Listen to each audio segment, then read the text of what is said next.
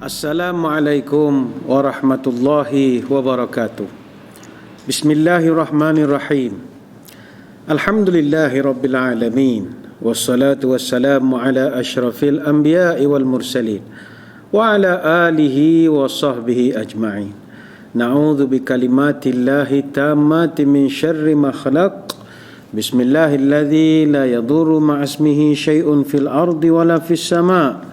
وهو السميع العليم.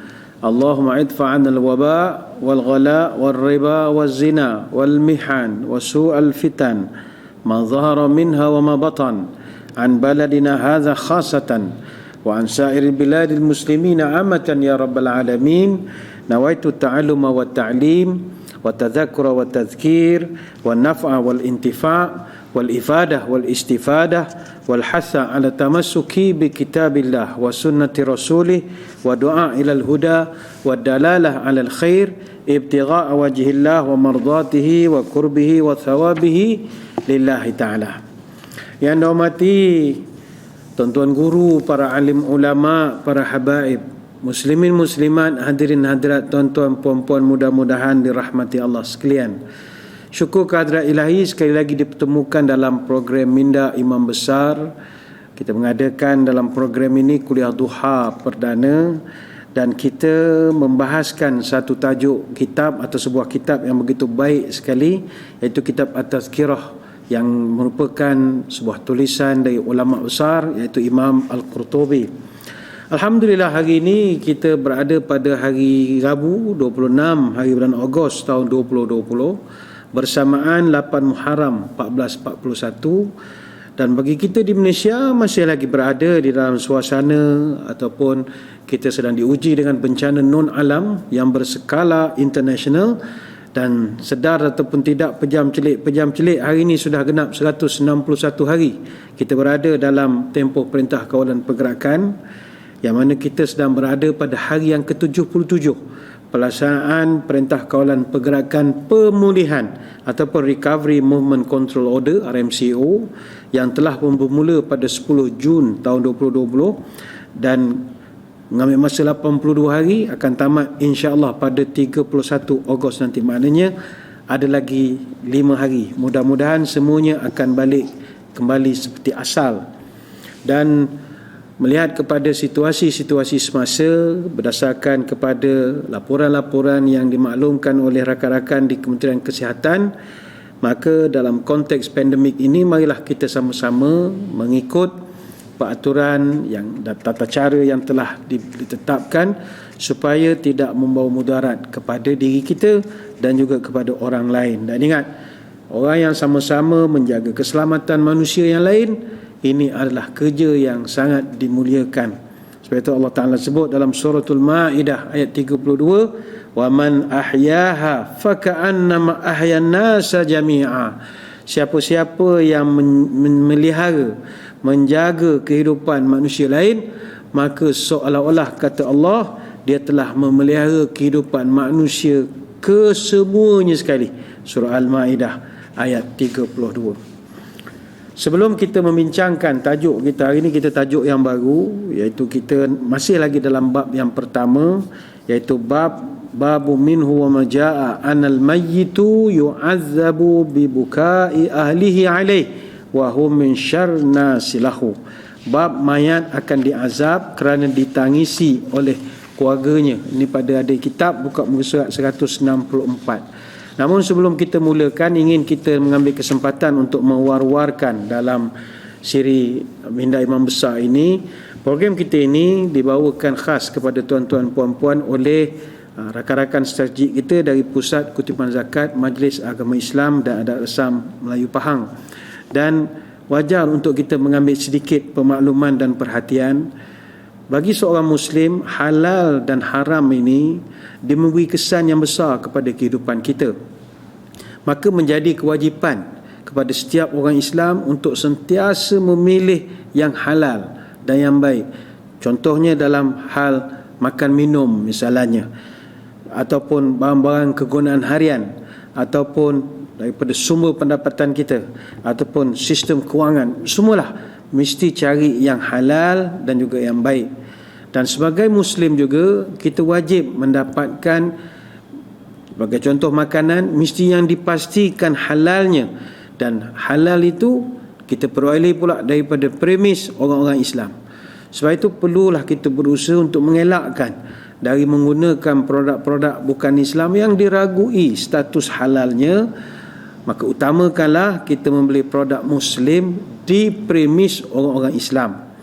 Justru itu minda Imam Besar menyeru untuk marilah sama-sama kita menggunakan salah satu daripada platform khas yang telah dibangunkan oleh Pusat Kutipan Zakat Pahang yang dinamakan sebagai bizzakat.my, yang mana bizzakat.my ini adalah satu directory yang menyenaraikan para peniaga atau usahawan di negeri Pahang khususnya yang mempunyai rekod-rekod pembayaran dengan Pusat Kutipan Zakat Pahang. Jadi para usahawan yang disenaraikan ini banyak terdiri daripada perniagaan yang pelbagai, meliputi makan minum, servis, barang-barang yang terletak di setiap daerah, sama ada daerah di kawasan kampung di mana saja, khususnya di negeri Pahang Darul Makmur ini.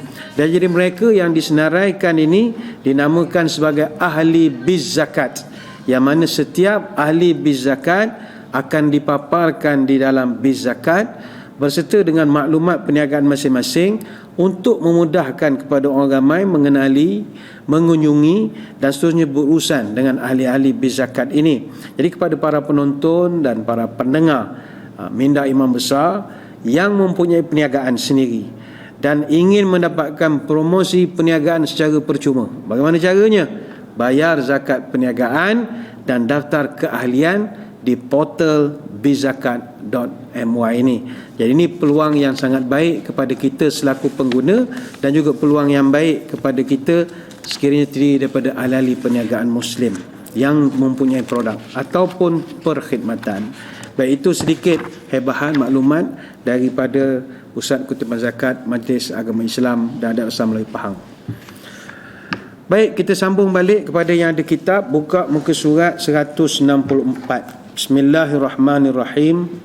Mayat diazab kerana ditangisi keluarganya. Rasulullah sallallahu alaihi wasallam bersabda, "Innal 'abdal mayyita idza wudi'a fi qabrihi wa uq'ida qala yaqulu ahluhu wa sayyidahu wa sharifahu wa amirahu qala yaqulu al-malak isma' ma yaqulun anta kunta sayyidan anta kunta amiran anta kunta sharifan qala yaqulu al-mayyit ya laytahum yaskutuna qala fayud'atu daghtatan takhtalifu fiha adla'ahu." Maksudnya ketika mayat diletakkan di dalam kubur dan ketika dia didudukkan, maka keluarganya ketika melihat itu akan menyebut-nyebut, "Wahai pemimpinku, wahai junjunganku, wahai penguasaku." Dia akan merataplah menyebut. Kalau orang tu YB kita sebut wahai pemimpinku. Kalau dia tu artis kita, wahai pujaan hatiku. Kita akan berikan gelaran. Maka malaikat akan berkata kepada mayat ini, mayat, cuba kamu dengar apa yang dikatakan oleh orang di atas sana. Mana kamu di bawah kubur ni orang di atas sana. Adakah kamu dulu seorang pemimpin? Benarkah kamu dulu seorang pegawai? Adakah kamu ni seorang penguasa? Alangkah baik andainya. Ketika itu mayat, kata Nabi, dia akan mengata, alangkah elok kalaulah orang di atas ni tak sebut apa-apa jawatan aku, diam saja. Maka orang itu pun dihimpit oleh kuburnya sehingga remuklah tulang-tulangnya. Hadis riwayat Abu Hudbah yang disampaikan oleh Ibrahim bin Hudbah melalui Anas bin Malik radhiyallahu anhu.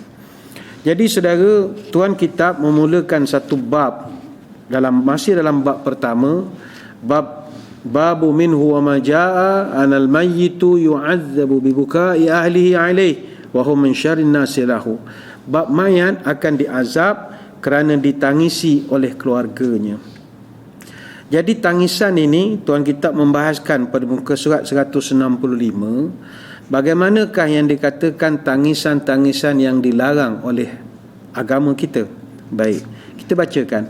Akhbarani Abdullah bin Ubaidillah bin Abi Mulaikata qala tuwfiyat ibnatun li Uthman bi Makkah wa ji'na linashhadana wa hadaraha ibn Umar wa ibn Abbas wa inni la jalisun bainahuma aw qala jalastu ila ahadihima thumma jaa al-akharu fajalasa ila jambi faqala Abdullah bin Umar li Amr bin Uthman ala tanha 'anil bukai fa inna Rasulullah sallallahu alaihi wasallam qala innal mayyita la yu'adzabu bi bukai ahlihi alaihi.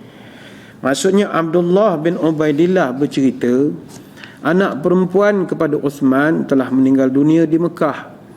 Maka kami hadir menyaksikan jenazahnya, turut hadir Ibnu Umar dan Ibnu Abbas, dan aku duduk di tengah-tengah antara mereka berdua, ataupun kata setengah perawi duduk berhampiran dengan salah seorang daripada mereka. Kemudian datang seorang lalu duduk sebelah aku. Abdullah bin Umar berkata kepada Amr bin Uthman, adakah engkau tidak mau melarang orang daripada menangis kepada meratapi kesedihan kepada mayat ini? Kerana kata Abdullah bin Umar, Nabi pernah bersabda, innal mayyita la yu'adzabu bi bukai ahli wa alaih. Sesungguhnya mayat akan diazab mengikut tangisan ahli keluarganya. Dalam riwayat yang sama, Ibnu Abbas radhiyallahu anhu pula berkata, falamma usiba Umaru dakhala Suhaibun yabki yaqulu wa akhahu wa asahibahu faqala Umar radhiyallahu an ya Suhaib atabki alayya wa qala Rasulullah sallallahu alaihi wasallam innal mayyita yu'adzibu bi ba'di bukai ahlihi alaihi.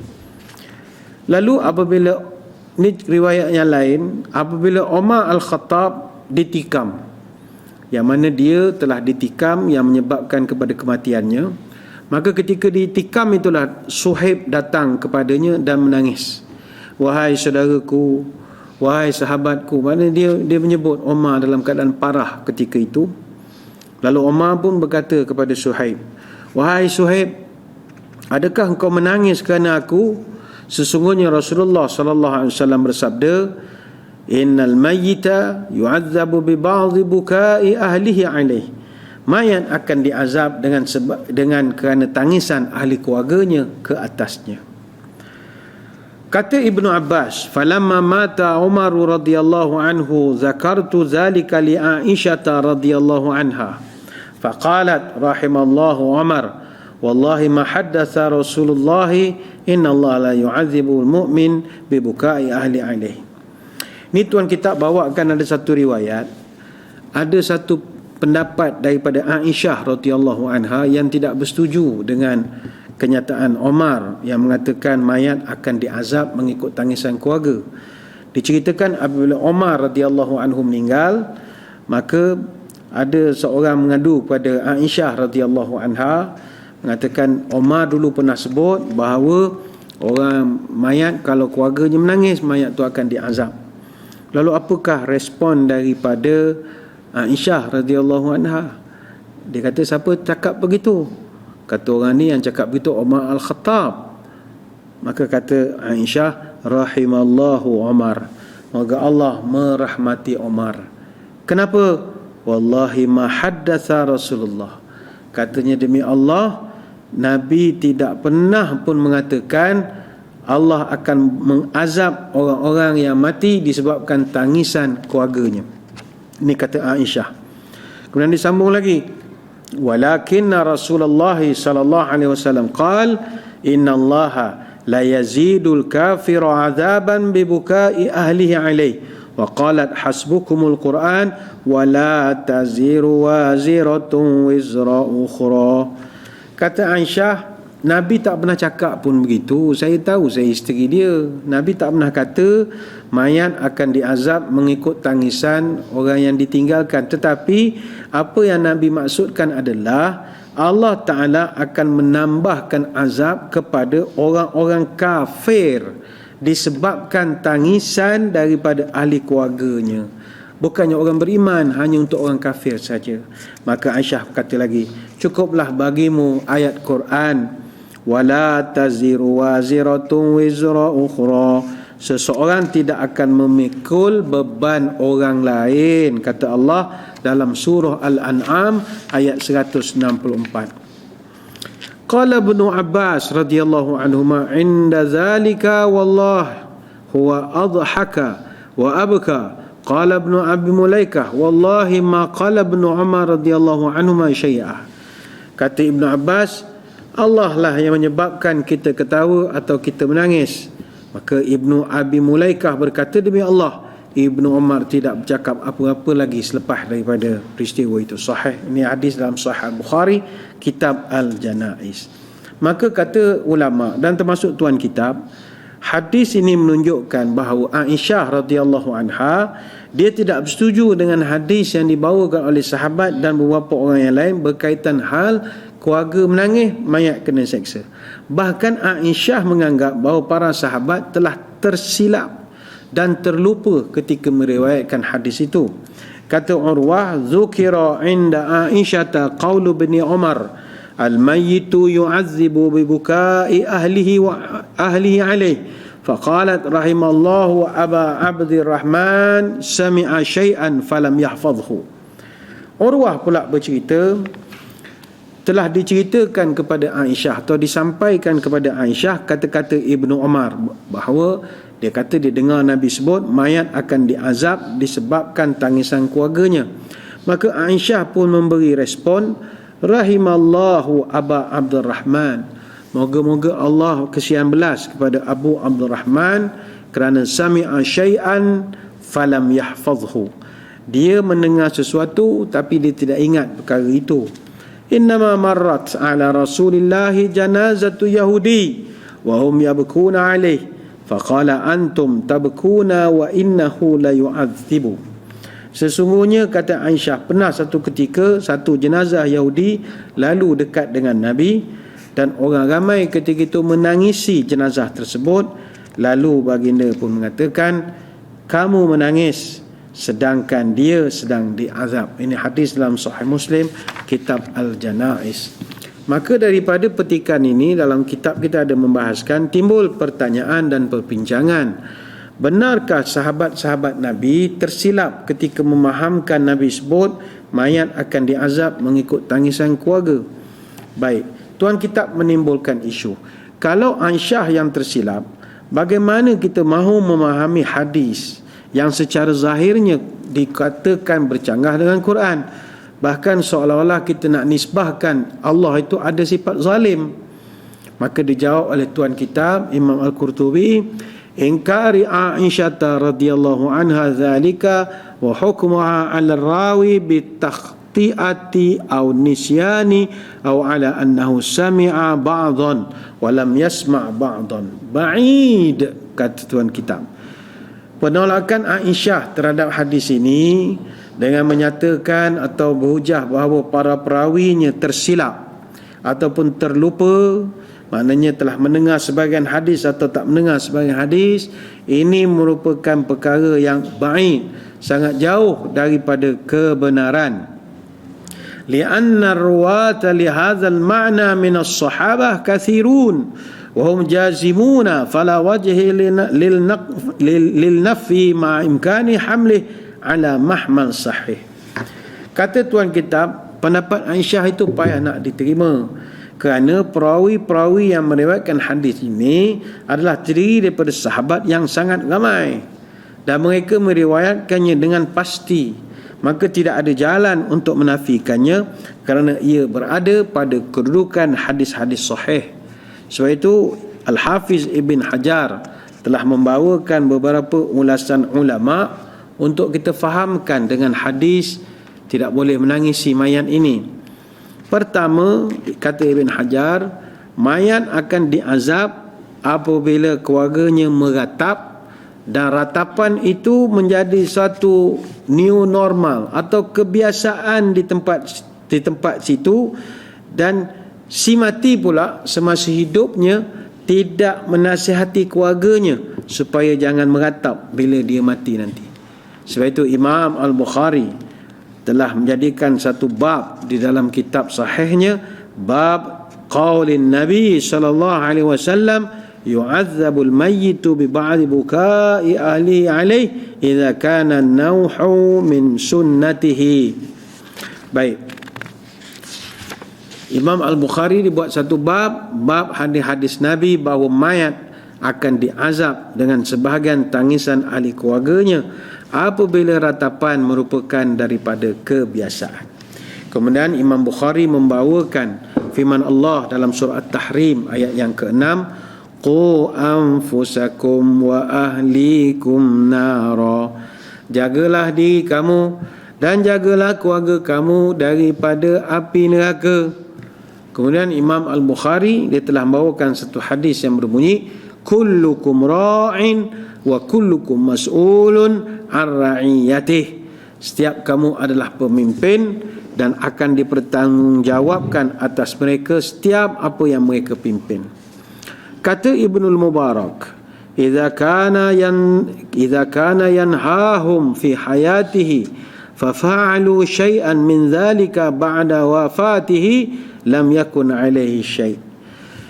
Jika ketika hidupnya dia sudah melarang ahli keluarganya daripada melakukan perbuatan meratap selepas kematiannya, maka tiada azab akan menimpanya. Maka jelasnya dia berdosa kerana dia mengabaikan didikan kepada ahli keluarganya, sedangkan dia tahu bahawa menjadi budaya masyarakatnya ketika itu memang suka meratap kematian. Sebab itu kalau kita mempunyai sejarah keturunan keluarga yang memang kalau ada kematian menangis meratap-ratap, mak-mak saudara kita, sepupu-sepupu kita, kita tengok kematian orang lain, kita tengok ni jugalah perangai dia orang, suka menyebut-nyebut, mengenang-enang orang yang dah tak ada. Jadi sebagai seorang Muslim, orang mukmin, kita naklah sentiasa menasihati keluarga supaya jangan ditangisi kematian kita. Yalah, kematian sekarang ni mengejut semua. Niat nak masuk bilik air, nak mandi, tekan switch water heater, renjat elektrik, mati pula kena elektrik, shock elektrik. Jadi yang penting kita wasiatkan kepada orang-orang yang kita nak tinggalkan, jangan tangisi, khususnya kalau kita mati mengejut. Kalau dah sakit 3 tahun mati, orang pun okey je, tak ada masalah, ni sihat segar bugar, mesti pesan jangan nangis. Yang kedua, ulama pesan kena wasiat ke keluarga, selain pada bab harta, mana nak hibah dihibahkan dulu supaya tak berebut. Selain pada wasiatkan dia tentang kita punya kematian jangan ditangisi, yang kedua kena wasiat juga pada dia supaya kalau sembahyang jenazah jangan kurang daripada 40 orang. Mesti pesan dari masa ke semasa, mesti selalu sebutkan pada mereka. Dan yang ketiga, mesti selalu wasiat kepada keluarga supaya mereka bila kita mati esok nak ke bumi di mana. Jangan tak disebutkan langsung, kalau kita ni nak rancang kita nak mati kat mana, tidak, tapi memudahkan. Andai kata kita jelas, kita dah memberitahu kita nak ke bumi di mana, di Peserah ke, di Stali ke, di Bukit Ubi ke, kita dah jelas kawasan perkuburan yang mana, walaupun Langgar Korea, tapi telah pun dimaklumkan. Jadi wasiatlah kepada keluarga jangan menangis. Dan perlu difahami bahawa ialah mati ini perpisahan. Tidak semua tangisan itu membawa kepada azab. Ini kata Tuan Kitab. Ini kerana yang dilarang adalah meratap, bukan tak boleh menangis, meratap. Sebab itu ada riwayat yang lain menyebutkan sebahagian tangisan. Maka yang dimaksudkan adalah tangisan dalam bentuk ratapan dan bukannya semua bentuk menangis. Mana jangan kita ingat bila keluarga yang ditinggalkan kita mati esok, kita tengok dia nitis air mata, kita berkata astagfirullahalazim, ambillah mayat kena azab. Tak.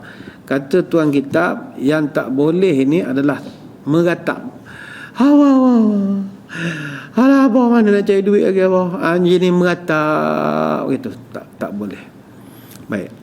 Yang kedua, kata Ibn Hajar, apabila si mati mewasiatkan agar dia diratapi, maka mayat itu akan diazab. Ini merupakan pendapat ramai ulama seperti Al-Imam Muzani, Ibrahim Al-Harbi, ulama-ulama mazhab Asy-Syafi'i dan ramai lagi. Dan Imam Asy-Syafi'i menukilkan bahawa ini adalah pendapat majoriti. Ada ritual agama tertentu di dunia ini yang memang mewasiatkan supaya bila mati esok mesti ada orang nangis. bayar pun bayarlah. Sebab semakin kuat tangisan, ini pendapat mereka, kita tak sebutlah agama mana. Mereka percaya kalau ketika mati kita dapat menangis sekuat-kuat hati, jadi kita akan dipercepatkan masuk syurga sebab malaikat hamun ataupun tak daya mendengar tangisan ahli keluarga. Seolah-olah cepatlah uruskan dia punya rekod-rekod, masuk check in kan, cepat bagi kunci, terus masuk surga sajalah. Bising betul lah you punya family. Hayya amma. Itu yang ini ada disebutkan dalam perbahasan para ulama. Jadi itu kita tidak boleh mewasiatkan. Itu yang kedua. Itu yang kedua. Yang ketiga, kata Ibn Hajar, ia satu hukuman atas dosa-dosa dia yang telah lalu dan ahli keluarganya menangis kerana dosa-dosa tersebut. Ini merupakan pendapat Ibnu Hazm. Kita dulu sebelum mati, contohlah adalah pekerjaan yang tak apa senonoh apa semua, yang kita punya keluarga buat, bila kita mati disebutkan pula satu-satu apa semua, pun kena juga. Yang keempat, kata tuan kitab, berdasarkan pendapat Ibn Hajar, ada mengatakan ia bukanlah satu hukuman. Lianna ma'na ta'zib ta'allumul mayyit bima yaqa'u min ahlihi minan niyahah wa ghairiha. Azab yang Nabi maksudkan dalam hadis bermaksud mayat itu akan menjadi sedih, akan menjadi hiba kerana melihat kekesalan ataupun ratapan keluarganya. Mana kita mati, masuk kubur, kita tengok saudara mara kita di atas, anak-anak, isteri kita, mak, adik-beradik semua dah menangis. Oh, mati dah, tak ada dah lepas ni. Tak menyangka langsung. Ingatkan dia pergi kerja, balik petang tak ada, dah balik petang-petang. Allah. Jadi kita yang tengah duduk di bawah ni pun, kata tuan kitab, kita juga merasa sedih melihat kesedihan mereka. Dan kesedihan itu atau kesusahan, kepayahan, susah hati itu adalah juga satu bentuk azab. Sebab itu kata ulama, maksud azab bukan saja bermaksud hukuman, sebaliknya juga adalah kesusahan, kepayahan, itu ada disebutkan.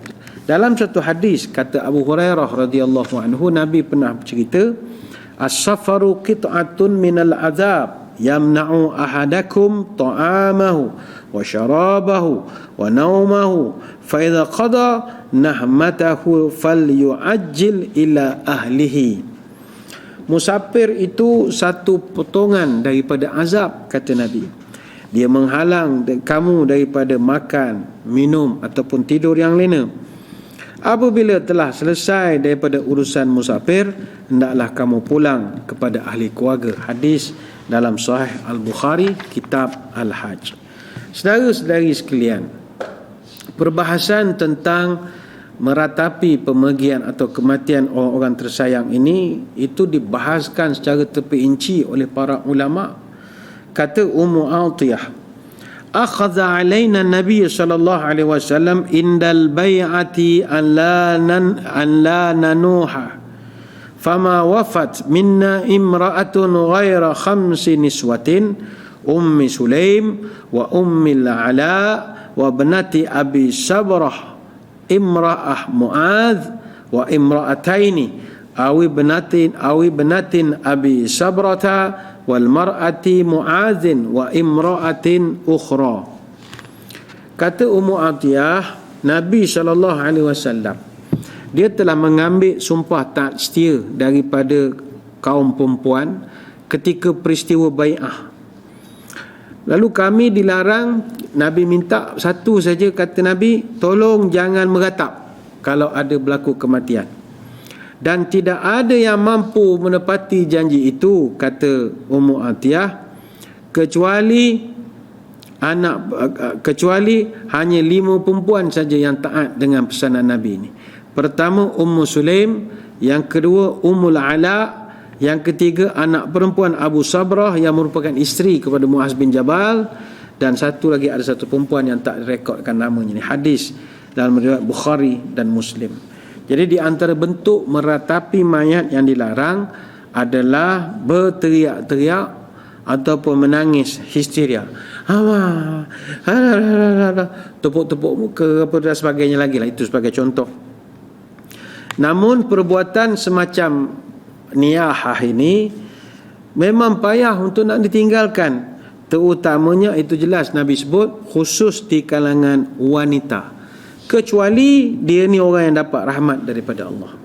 Sebab itulah daripada sejumlah sahabiah atau sahabat-sahabat muslimat yang mana mereka ini ketika berjanji di depan Nabi, boleh dikatakan semuanya tidak taat kepada perjanjian.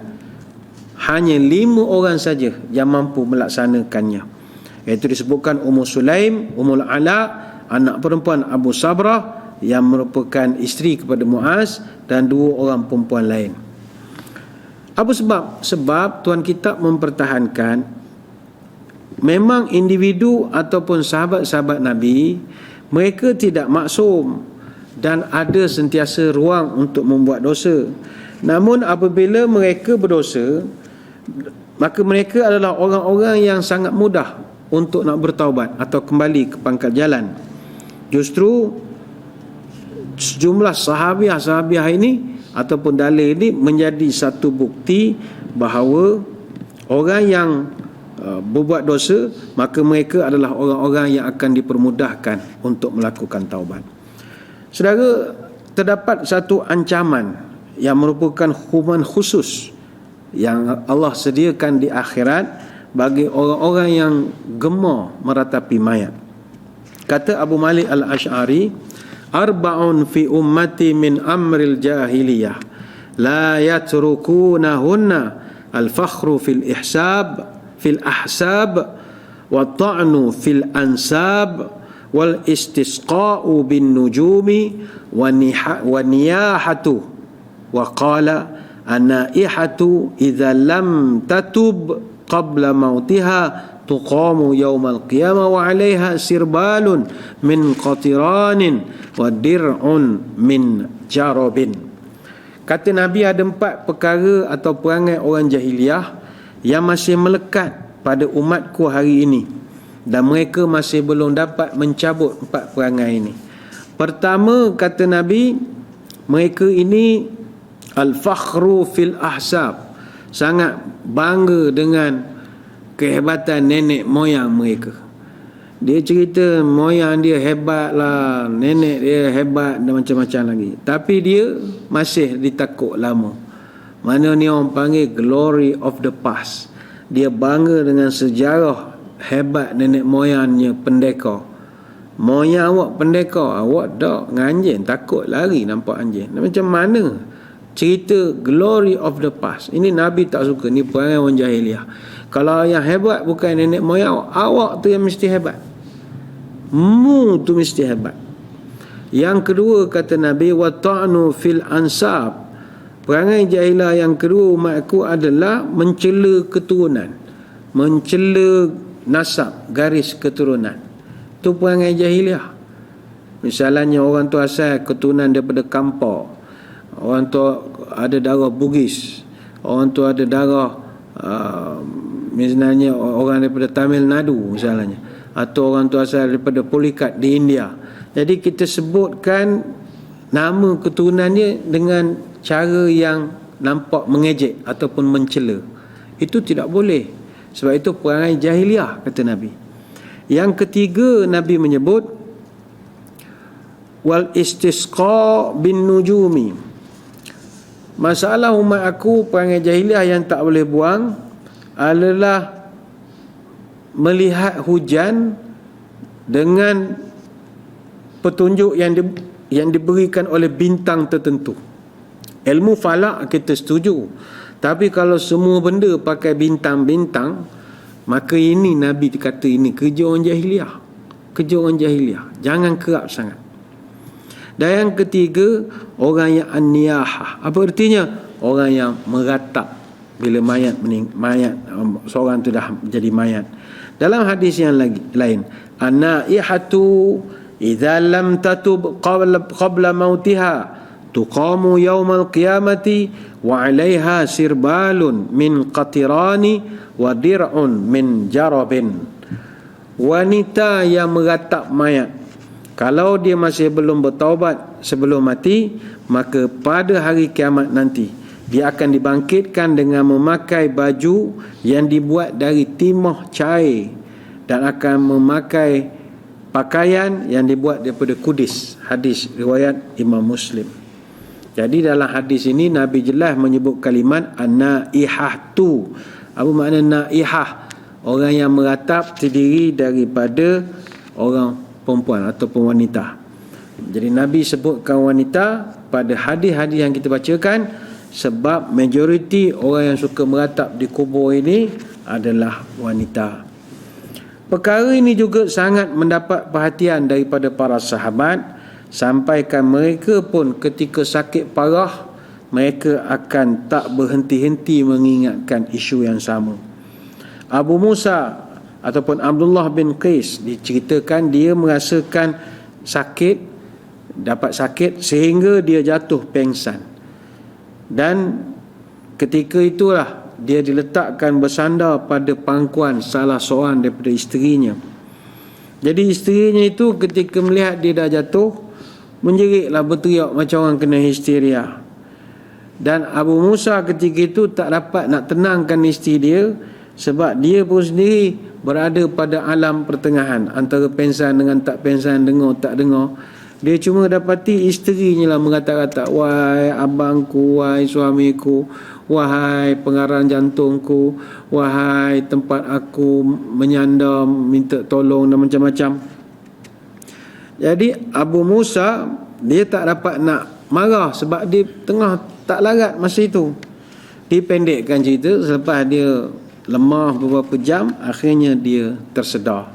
Jadi ketika dia bangun, terus dia tanya dan dia beritahu pada isteri dia, ana bari'un mimma bari'a minhu Rasulullah. Saya tak campur tangan atau saya berlepas diri daripada apa juga tindakan yang dibuat oleh keluarga saya, yang mana tindakan itu tidak dilakukan oleh Rasulullah sallallahu alaihi wasallam. Sehingga kata dia, Rasulullah dia berlepas diri daripada beberapa golongan, tak nak campur, lantak kamulah. Pertama, orang yang as-saliqah, perempuan yang meratap ataupun menangis histeria ketika kehilangan sesuatu. Yang kedua, wal haliqah, orang yang potong rambut ataupun cukur rambut kepala, ini untuk orang perempuan. Yang ketiga, wasyaqati, orang yang menyobek, mengoyak-ngoyakkan bajunya. Hadis riwayat Bukhari dan Muslim. Dan ingat tuan-tuan sekalian, Nabi SAW dia tak mengaku umat untuk orang yang meratap kepada mayat. Nabi pesan pada Abdullah bin Mas'ud radhiyallahu an, laisa minna man darabal khuluda aw syaqqal juyuba aw da'a bid'awal jahiliyati. Bukan daripada golongan kami orang yang suka tampar-tampar pipi. Tampar ni bukan tak boleh lempar orang, bukan. Dia ni tampar-tampar macam orang yang meratap atau mengoyak-ngoyak baju ataupun da'a bid'awal jahiliyah. Dia menyebut-nyebut perkataan yang macam orang jahil, kata Nabi ni. Hadis riwayat Bukhari Muslim. Maknanya Nabi tak mengaku umat kalau orang yang menghadapi musibah, dia tepuk-tepuknya muka dia, dia tarik baju sampai koyak-koyak jadi incredible Hulk pula dah. Kemudian dia manggil pula mayat, wahai pemimpinku, wahai yang berhormatku, wahai menteriku, macam-macam, wahai tok empatku, wahai tok penghuluku, disebut semua. Jadi tindakan-tindakan inilah yang disebut oleh ulama adalah bentuk ratapan yang masa zaman Nabi dulu begitu terkenal sekali. Sebab itu bila disebut perkataan auda'a bid'awal jahiliyah, menyeru dengan seruan jahiliyah, maka para ulama mencontohkan, ini contohnya ada orang dia ayahnya mati atau bosnya mati, dia menyebut mayat ini, wahai bosku, wahai imamku, wahai pemimpinku, mengapa engkau tinggalkan aku? Kau pergi tanpa khabar berita, kau pergi begitu mengejut, wala salam wala kalam. Ini yang tidak boleh. Ataupun kita, wahai pelindungku, wahai ayahanda yang selalu menjagaku, mengapa engkau tinggalkan aku bersendirian di sini? Siapa lagi nak membela ku, wahai ayahandaku? Itu tak dibenarkan. Yang diperbolehkan adalah hanyalah menangis dan menitikkan air mata tanpa mengucapkan apa-apa perkataan-perkataan. Wahai ni, kenapa pergi meninggalkan saya? Itu tidak boleh. Yang dibolehkan hanyalah menangis, menitik air mata. Jadi kalau mulut ikut berteriak histeria, inilah bentuk meratap yang terlarang. Ada orang dia bila kematian tu takkan tak sedih, tapi jangan meratap. Ada orang dia meninggal sedih, dia menyanyi je lagu-lagu lama, lagu SM Salim, sungguh jauh di kau pergi, menangis meratap begitu. Jangan meratap depan kubur itu menyanyi SM Salim. Baik baca Quran, benda-benda yang boleh memberi manfaat. Nyanyi lagu tak sampai ke mayat tu nanti. Sebab menangis ni sunnatullah. Kita takkanlah isteri kita meninggal tiba-tiba kita gembira. Tak. Ayah kita meninggal mengejut. Takkan kita nak tahan kesedihan. Kalau dia dah sakit 3 tahun, kita tak pelik kalau dia meninggal. Yang kita pelik kalau dia tak meninggal dah 6 tahun sakit. Ini kalau sakit meninggal tak pelik. Ini terkejut, baru jumpa pagi tadi. Kita lepas subuh tadi minum air dengan dia. Ni baru waktu duha ni, baru dalam 10 lebih, dengar dah meninggal. Mestilah kita terkejut, sedih. Baru tengok Facebook tadi dia update, hari ni aku mengetes bersama sahabat lamaku. Payah jumpa dia ni, sibuk senala contoh. Tengok beberapa jam kemudian dia meninggal. Apa perasaan kita? Mesti sedih. Kita pergi ziarah jenazah dia, tengok dia dah keras dah. Baru pagi tadi muang-muang kita, pegang muka securah macam air batu. Pastilah menangis. Sama juga Rasulullah sallallahu alaihi wasallam. Nabi pun mengalirkan air mata ketika melihat kematian manusia atau insan-insan yang dia sayang. Kata Anas bin Malik, syahidna binta Rasulillah sallallahu alaihi wasallam wa Rasulullah jalisun 'ala al-qabri fara'aitu 'ainaihi tadma'ani faqala hal fikum min ahadin lam yuqarif fil lailata faqala Abu Talha ana qala fa'anzil fi qabriha.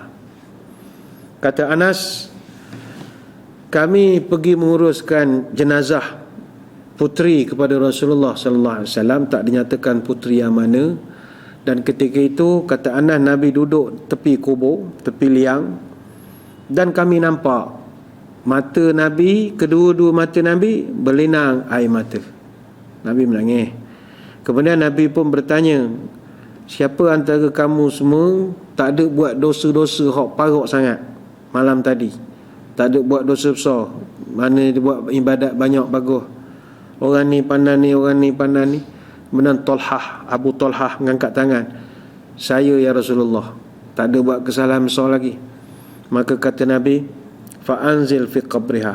Awak turun dalam liang, sambut jenazah ini.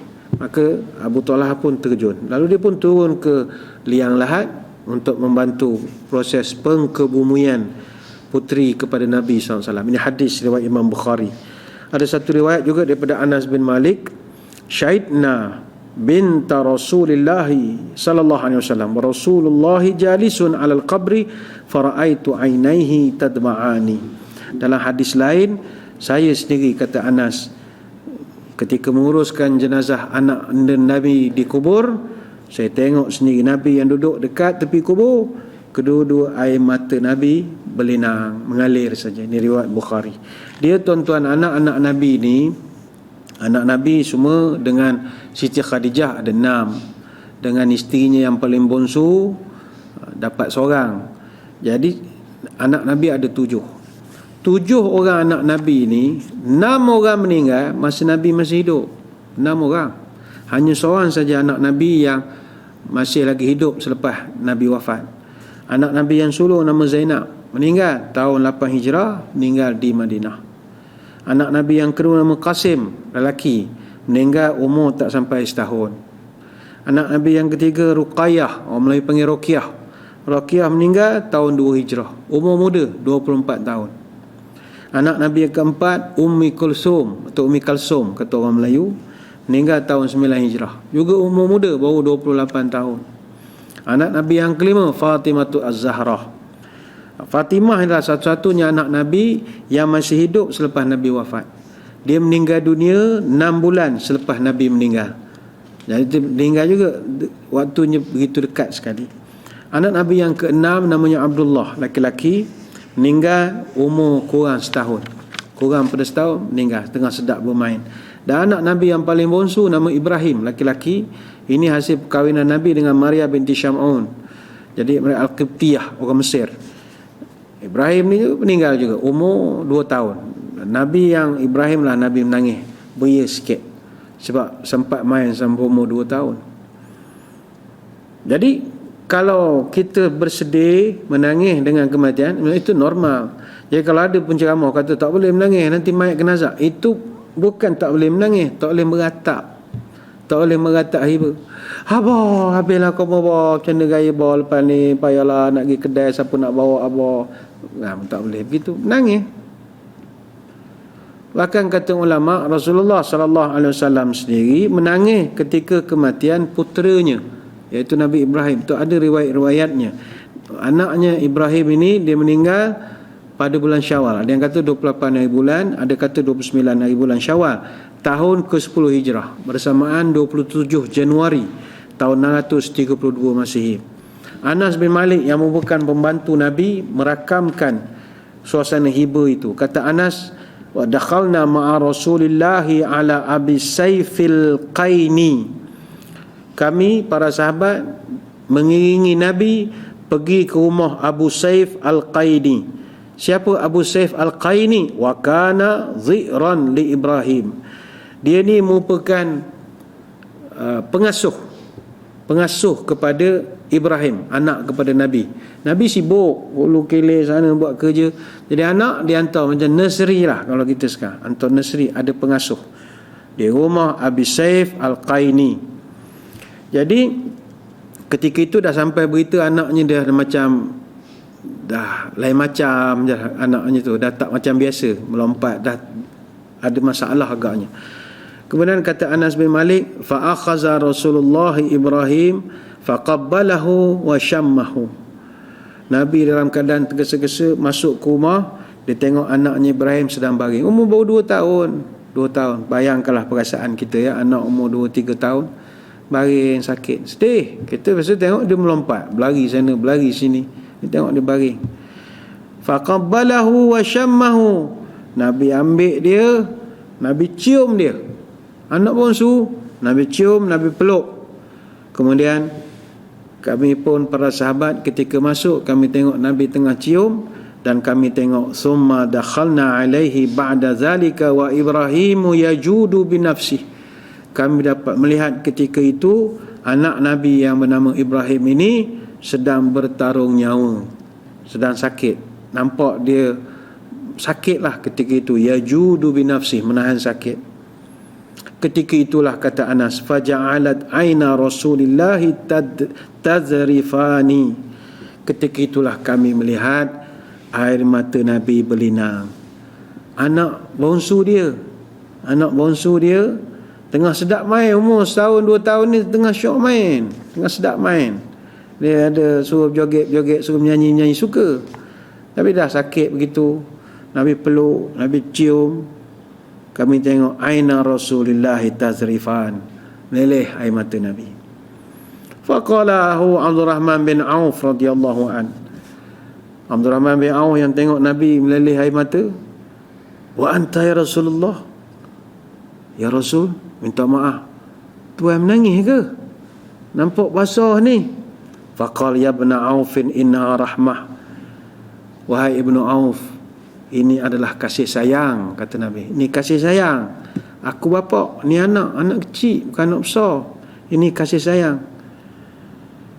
Sumatba'aha bi ukhra. Para sahabat yang lain bila tengok Nabi menangis sebab begitu, semua menangis juga.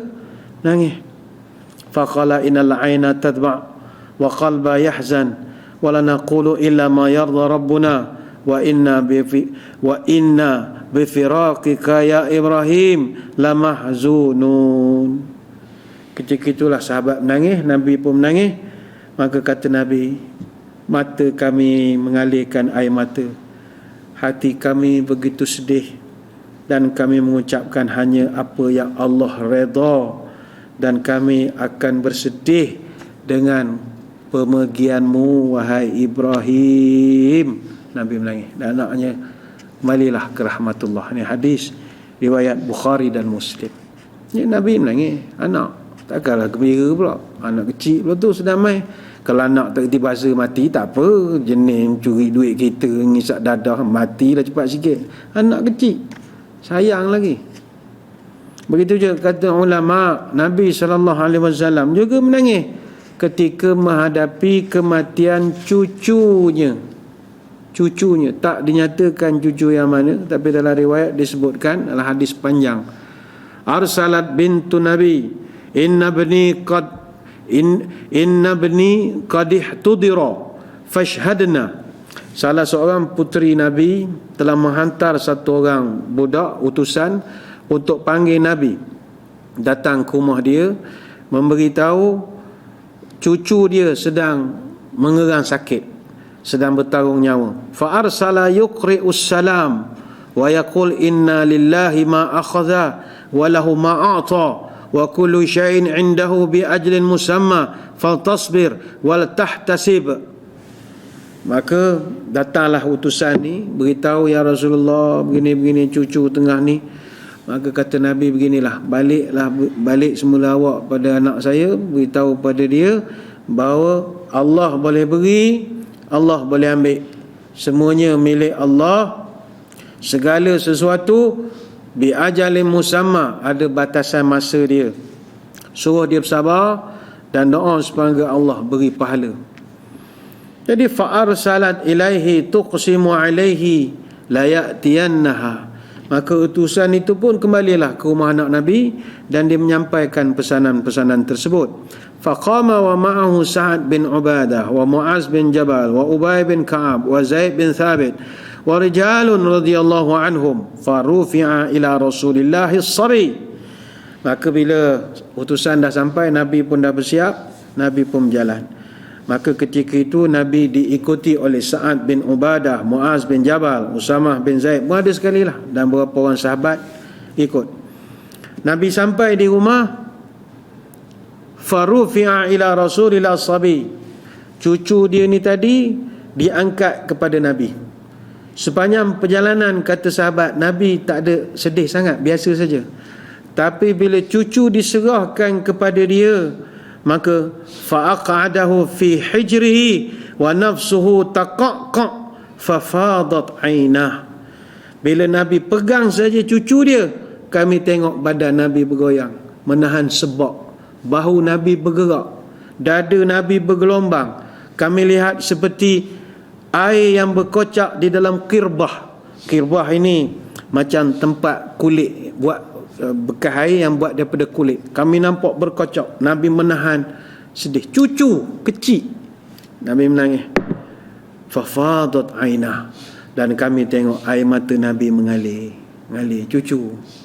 Faqala Sa'ad, lalu Sa'ad bin Ubadah pun bertanya, ya Rasulullah, ma hadha, kenapa menangis wahai Rasulullah? Faqala hadhi rahmatun, ini adalah kasih sayang. Aku ni toki dia, atuk dia, ini cucu aku, ini kasih sayang. Ja'alallahu ta'ala fi qulubi man sya'a min ibadih.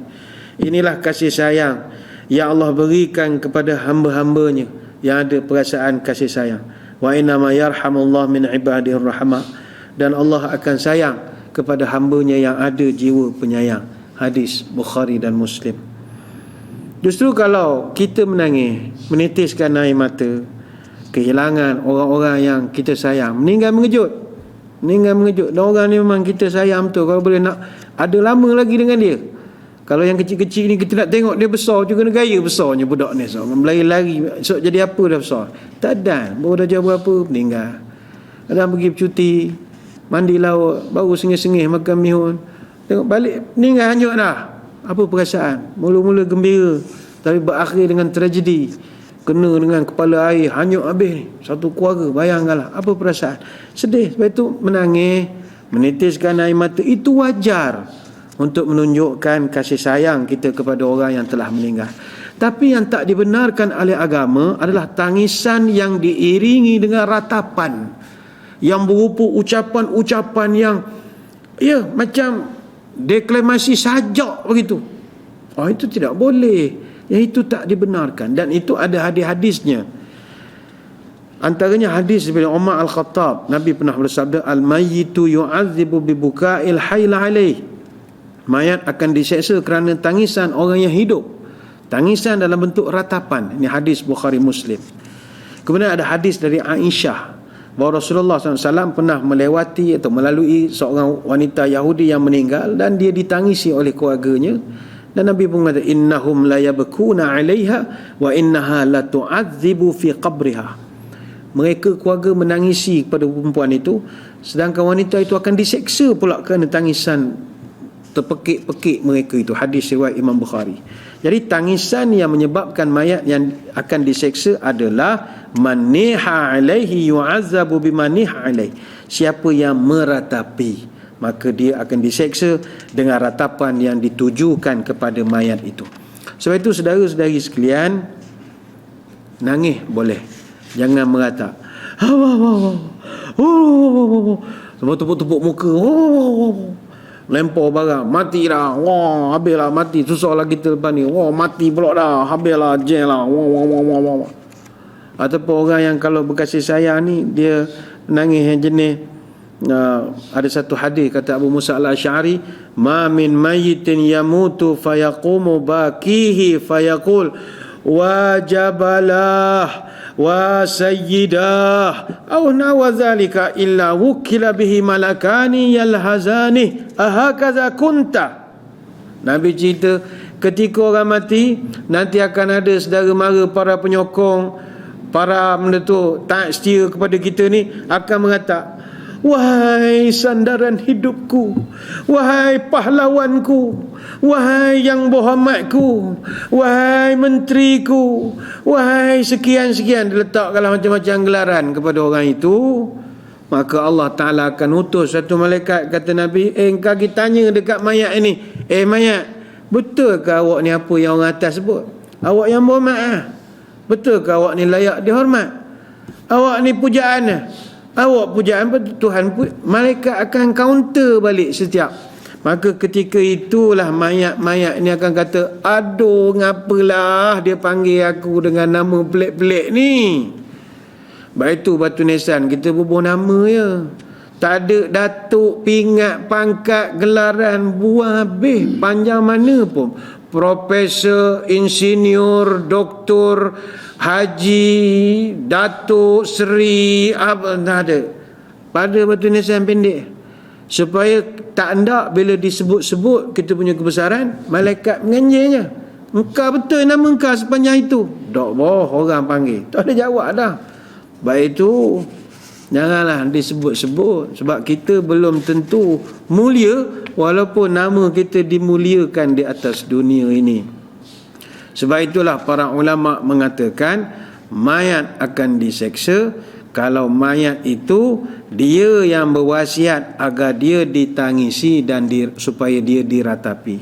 Wakhtalafa ulama fi hadzal ahadits fata'wiluha al-jumhur ala man wassa bi ayyubka alaihi wa yunaha ba'da mautihi fanuffizat wasiyatuh. Kata ulama, majoriti memahami hadis-hadis yang Nabi sebutkan bahawa yang diseksa mayat kerana tangisan adalah mayat yang berwasiat supaya dia ditangisi dan dia diratapi. Jadi dia memang pesan bagi kita orang Islam, insya-Allah tak jumpa lagi ada orang dia memang pesan, abah kalau mati awak menangis kuat sikit, menangis biar 3 hari, biar sekampung dengar awak menangis, nunjukkan sedih abah mati. Tak, kita biasa pesan awak jangan lupa semayang, jangan lupa doa khabar, awak jangan lupa mengaji Quran, nyungur ziarah kubur, kita pesan begitu. Tapi bagi penganut agama lain, kalau kita merendahkan ajaran orang, tak, bagi mereka Mati mesti menangis kuat-kuat. Sebab lagi kuat menangis, lagi cepat masuk surga. Sebab malaikat hamun, ini keluarga banyak bising lah, kasih dia masuk surga cepatlah. Seolah-olah begitu. Dan sekarang ni memang orang memang ada ritual kematian ni menggunakan khidmat professional mourners. Professional mourners orang panggil orang yang berkabung secara profesional. Kita bayar dia. Ada orang panggil profesi ni sebagai moirologist, ada yang panggil sobers, ada yang panggil wallers, ada yang panggil professional criers. Professional menangis. Kita bayar dia, kerjanya menangis. Dia menangis betul. Pakai mikrofon. Siap ada baju dia. Dia akan buat supaya orang yang ada pun menangis. Ini kaedahnya. Lepas itu fenomena meratapi mayat ini banyak dalam pahaman-pahaman lain.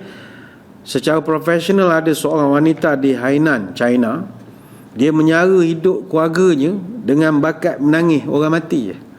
Wanita ini dibayar upah untuk hadir ke majlis pengkebumian individu yang dia tidak kenal pun. Dia dikehendaki menangis meratak hiba seolah-olah dia tu keluarga dia. Tapi ni profesional. Dia akan datang buat homework dulu. Tanya dulu arwah ni kerja macam mana, orang macam mana, gini. Supaya masa dia bercerita nanti orang boleh jadi menangis. Dia pun menangis lah. Dia terima bayaran 330 yuan untuk setengah jam. Mana lebih kurang dalam RM196. Hampir RM200. Setengah jam RM200. Ini sudah bagus. RM200 setengah jam. Dalam setahun dia boleh pendapatannya 200,000 yuan. Ataupun RM118,829. Dan ini pendapatan yang agak lumayan bagi orang yang duduk pedalaman kampung.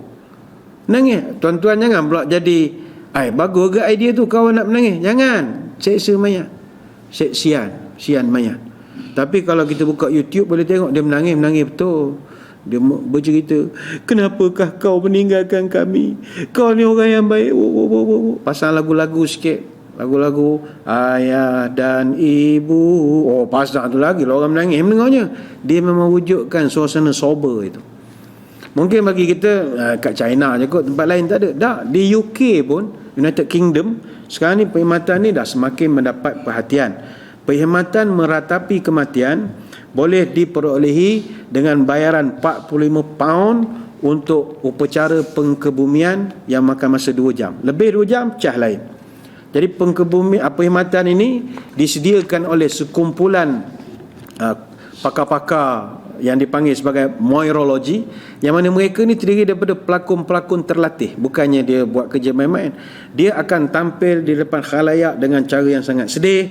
Dia profesional, dia buat homework, dia kenal rapat, dan pekerjaan itu sangat popular sehingga kan ada satu firma di Essex di UK sana, dia ada 20 kaki tangan tetap yang kerjanya memang untuk nak memberikan suasana sedih. Ada satu company nama Rent a Mourner di Braintree. Dia mengatakan idea ini mungkin tidak banyak lagi di negara barat, tetapi sekarang sudah semakin mendapat sambutan yang baik, terutama kalau kita nak kebumikan mayat yang tak ada saudara mara. Macam kita meninggal, 3 negeri datang ziarah rumah kita. Memang ramai dah, tak payah buat majlis sedih pun sedih. Ini yang jenis entah orang Bangladesh meninggal, siapa nak sedih dia mati. Jadi kawan dia ni upahlah satu orang buat bagi dia menangis. Ini contoh, bukan suruh buat menangis, dah. Nak bagi nampak dihormati. Ada dalam internet dulu ada seorang lelaki nama Sylvester Ricardo Moss daripada Bahamas. Ini tak tahulah, dia tawarkan khidmat menangis di upacara pengkebumian. Tuan-tuan kalau tengok dia punya harga tu macam harga dekat kedai kopi ni, teh berapa, teh berapa. Dia ni professional mourner. Dia siap ada tawaran istimewa sempena musim panas masa tu. Katanya boleh upah saya menangis biasa $50. Menangis biasa, menangis teriak $100. Wah, menjerit. Menangis berguling-guling atas tanah $150. Menangis menjerit dengan ugut nak terjun masuk dalam kubur, itu $200. Dan yang paling mahal, menangis menjerit dengan pakej terjun sekali dalam kubur, masuk dalam liang, itu $1,000. Ramai pula orang ambil dia punya tu. Bunyi kita macam kelakar, tapi rupanya dia memberi impak kepada upacara pengkebumian. Mana sama saudara kata, hebat betul arwah ni, tengok orang menangis beria, sayang benar ke dia? Padahal bayar tu, suruh dia menangis beria, bayar. Ini kongsi sajalah, bukan nak suruh kita idea baru nak buat bisnes pula lah. Tak, nak menceritakan benar kalau Nabi sebut akan ada orang diazab kerana memang dia suruh orang menangis ketika dia mati nanti. Banyak nak terang, tapi masa kita agak dah terlewat sedikit. Sekadar itulah sembang-sembang kita pada pagi ini.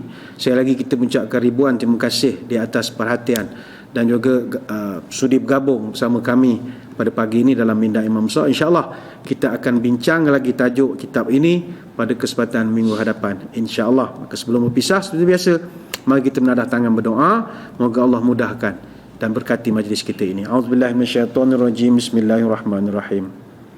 Allahumma salli wa sallim ala sayyidina Muhammadin salatan tukhrijuna biha min zulumatil wahmi. Allahumma in kana rizqina fis sama'i fa anzilhu wa in kana fil ardi fa akhrijhu wa in kana mu'siran fayassirhu wa in kana haraman fatahhirhu wa in kana ba'idan faqarribhu bihaqqi duhaika wa bahaika wa jamalika wa quwwatika wa qudratik. Atina ma ataita ibadika salihin. Ya Allah, kalau rezeki kami masih di langit, turunkanlah. Kalau di bumi, keluarkanlah. Kalau suka, pemudahkanlah. Kalau haram, sucikanlah. Kalau jauh, dekatkanlah. Berkat waktu duhamu, berkat kecantikanmu, kekuatanmu, kekuasaanmu, limpahkanlah kepada kami segala yang telah engkau limpahkan kepada hamba-hambamu yang soleh. Subhanakallahumma wa bihamdika, nasyhadu an la ilaha illa anta, nastaghfiruka wa natubu ilaik. Wassallallahu ala sayyidina Muhammadin wa ala alihi wa sahbihi wa baraka wasallam. Walhamdulillahi rabbil alamin. Wabillahi taufiq wal hidayah. Wassalamualaikum warahmatullahi wabarakatuh. Wallahu a'lam.